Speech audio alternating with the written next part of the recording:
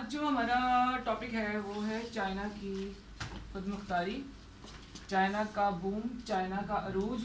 China से हमें बहुत से सबक सीखने को मिल सकते हैं।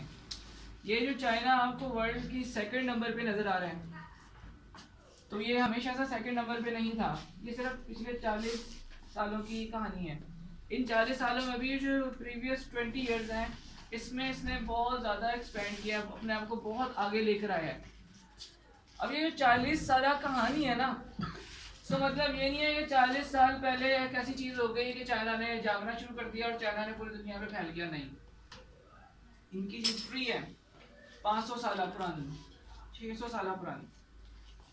चाइनीज बिलीव करते थे कि we are the best nation on the earth. इस वजह से पूरी दुनिया में घुलते मिलते नहीं थे किसी और से। वो कहते थे, चाइनीज कहते थे, दुनिया को मैथ हमने सिखाई, दुनिया को लिखना पढ़ना हमने सिखाया। और सबसे पहले कागज़ भी चाइना ने बनाया था। सबसे पहले आज से 2-3 हज़ार साल पहले जो कागज़ मैन्युफैक्चर हुआ था वो चाइनीज़ का था।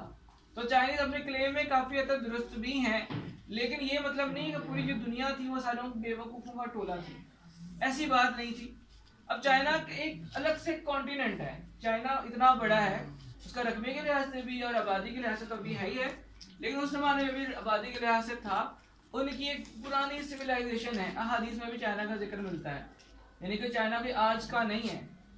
ये कुछ कौमें ऐसी हैं जो प्रीवियसली हज़ारों सालों से एक जगह पर रह रही हैं, उन तहजीबें बहुत ज़्यादा ग्रो कर गई हैं, तो वो अपने तहजीब पर फ़ख्र महसूस करते हैं। आज से 200 साल पहले या 300 साल पहले 1600 कुछ में चाइनीज जो थे नशे के आदी हो चुके थे, नशा किया करते थे, अफीम का नशा। पूरे का पूरा चाइना जो था वो इसी काम पे लगा हुआ था, यानी कि उनका एक दौर गुजर चुका। उसके बाद अब चाइना जो था क्या हो रहा था, डिक्लाइन का शिकार। हर घर से नशे ही बरामद होते थे। गवर्नमेंट ने गो के उनका जाहिर सी बात है उस टाइम बादशाह का निज़ाम था, तो वो जो बादशाह थे वो क्या करते थे, उन्होंने पाबंदी लगाई थी अफीम की काश्त पर, अफीम के एक्सपोर्ट पे, अफीम को बेचने खरीदने पर। लेकिन नशेई तो अपना नशा हासिल कर ही लेता है, और वो हर घर की कहानी थी कि हर घर का नशेई था पूरी के। अब नशेई लोग हों तो वो कौमें तरक्की तो नहीं करती, कर सकती हैं। उनकी अब मूवीज में भी देखेंगे, अगर प्रीवियस चाइना की कोई मूवी है तो उसके अंदर आपको नशेई जुडो कराटे मास्टर नजर आएंगे। उनके हाथों में कुछ हुआ करता था, पानी टाइप की कोई चीज होती थी, उसको पिया करते थे और वो नशे में रहा करते थे। ठीक है, उनकी पूरी कल्चर का जो हिस्सा था ना, नशा एक कल्चर बन चुका था। लेकिन तब भी वो दुनिया से कटे हुए थे, अलग अलग रहते थे, अपने ऊपर पूरा बिलीव करते थे। फिर एक जमाना आया 1800 का, जब दुनिया वालों ने उनको देखना शुरू किया कि चाइना बहुत बड़ा मुल्क है, बहुत बड़ी इकोनॉमी है। खासतौर पर ब्रिटिश एम्पायर, जब इंग्लैंड के लोगों को अरूज आया, इंग्लैंड का अरूज जो है उसकी मौशियत के साथ जुड़ा हुआ है। जो भी एम्पायर खड़ी हुई है ना, बड़ी से बड़ी सल्तनत खड़ी हुई है, सिर्फ ताकत के बलबूते पे नहीं खड़ी हुई, अपने पैसे के बलबूते पे भी खड़ी हुई है। मैंने आपको बताया था उस दिन हमने एक कैबिनेट बनाई थी, तो सबसे बड़ा मसला जो होता है वो होता है पैसे का। जो बादशाह, जो निज़ाम पैसे को हासिल करना और पैसे को मल्टीप्लाई करना सीख लेता है, तो उसके झंडे तले लोग आना शुरू हो जाते हैं। बादशाह जो है ना वो दिलों से तस्लीम की जाती है। ऐसे नहीं कि ज़बरदस्ती मेरे मुल्क में सारे शामिल हो गए, ऐसा नहीं होगा। उन्हें पता लगता है कि हम इस बादशाह के अंडर आएंगे तो हमें बिजनेस भी मिलेगा, हमारा रोजगार भी बढ़ेगा, हमें काम भी मिलेंगे, हम भूखे नहीं मरेंगे। तो वो फिर उस बादशाह के झंडे तले जमा हो जाते हैं कि बजाय भूख और अफलास में मरने के।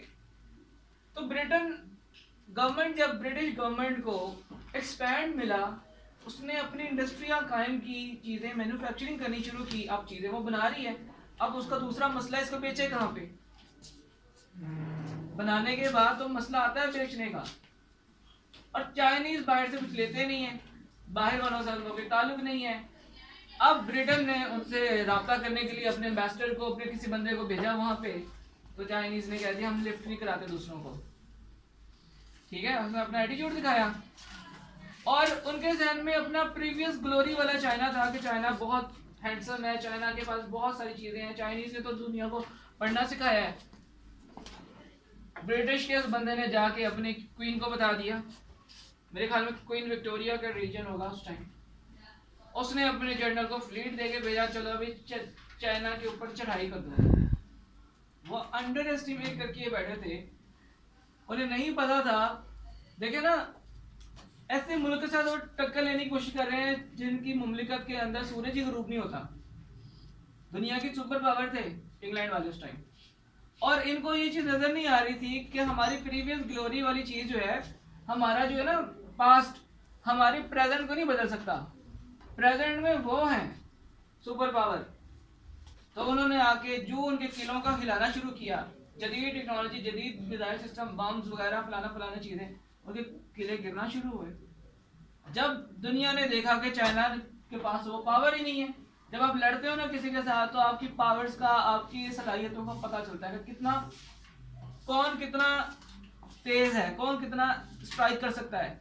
फिर फ्रांसीसी भी आ गए उस मैदान में, पुर्तगीज भी आ गए उस मैदान में। अब सामने चाइना को एक पिज्जा बना लिया, और पिज्जा के मुख्तलिफ स्लाइसेस। अब चाइना कहीं से इंग्लैंड वालों के पास चला गया, कहीं से फ्रांस वालों के पास चला गया, नेपोलियन बोनापार्ट की बात कर रहा हूँ, पुर्तगीज के पास चला गया। अब चाइना की जो किंगडम थी, जो चाइना की जो बादशाह थी, वो हिल के रह गई। हम तो अपने मुल्क का डिफेंड ही नहीं कर सकते, हम तो कुछ भी करने के काबिल नहीं है।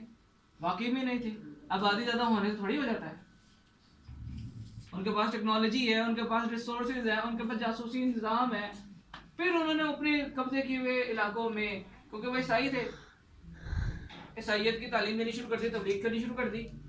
और वहाँ पे सबसे बड़ा मसला जो वो लोग काटते हैं, वो करते हैं डिवाइड एंड रूल। करो डिवाइड और हुकूमत करो। बुद्धिस्ट थे, पैगन्स थे, बुतों की पूजा करने वाले थे, उनको क्रिश्चियन बनाना शुरू कर दिया। तो अब वो जो क्रिश्चियन बन जाता है, वो चाइनीज होते हुए भी तुझे चाइनीज के साथ लड़ पड़ेगा। कॉलोनीज बननी शुरू हो गई, और अपने फायदे के लिए लोग इस्तेमाल करना शुरू हो गए। अब चाइना को पड़नी लगी मार। 18वीं सदी की बात कर रहा हूँ।